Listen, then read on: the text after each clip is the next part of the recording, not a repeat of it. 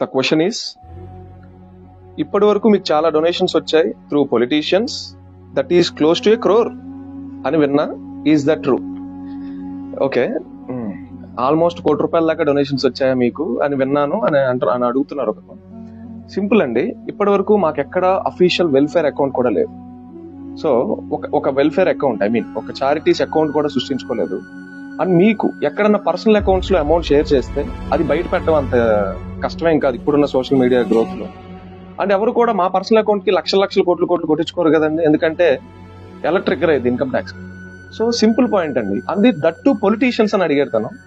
అసలు politicians of course మేము కొన్ని మీటింగ్స్ కి, ఫర్ సపోజ్ శ్రీకాకుళంలో రామ్మోహన్ నాయుడు గారిని పిలుచుంటాం, కొన్ని ఈవెంట్స్ కి, కొన్ని మీటింగ్స్ కి పొలిటీషియన్స్ ఎందుకు రీచ్ అవుతాం అంటే, so they are public figures, ఇంకో 10 మందికి మేము రీచ్ అవుతాం అనే ఉద్దేశంతో పొలిటీషియన్స్ దగ్గరికి రీచ్ అవుతాం. కానీ సో వాళ్ళని పిలిచి ఏదో ఫండ్స్ వసూలు చేద్దాం, ఒక బిగ్ ఫేస్ కనపడితే స్టేజ్ మీద ఇంకో 10 మంది దగ్గరికి వెళ్ళి ఫండ్స్ వసూలు చేద్దాం అనే కాన్సెప్ట్ లో లేము. ఒకవేళ నిజంగా మేము ఫండ్స్ వసూలు చేద్దాం అనే పాయింట్ లోకి వెళ్ళుంటే, మాకు రీచ్ అయిన టీమ్ కి, మేము పెంచుకున్న టీమ్ సర్కిల్ కి, మాకున్న అవుట్ సైడ్ రీచ్ కి ఇప్పటికి ఆల్మోస్ట్ చాలా మీరు అన్నట్టు క్లోజ్ టు క్రోర్ కాదు ఇంకా ఎక్కువే వచ్చుండే. సో మేము అసలు ఆ పాయింట్ లోకి వెళ్ళలేదండి. ఎక్కడైనా మీరు ఎంక్వైరీ చేసుకోవచ్చు. అండ్ దట్టు ఈ పుకార్లు అక్కడ వస్తూ ఉంటాయి, ఎందుకంటే ఎక్కడైనా సరే నెగిటివిటీ అనేది ఉంటుంది కాబట్టి. సో కంప్లీట్లీ మీ క్వశ్చన్ కి ఆన్సర్ అయితే అదే.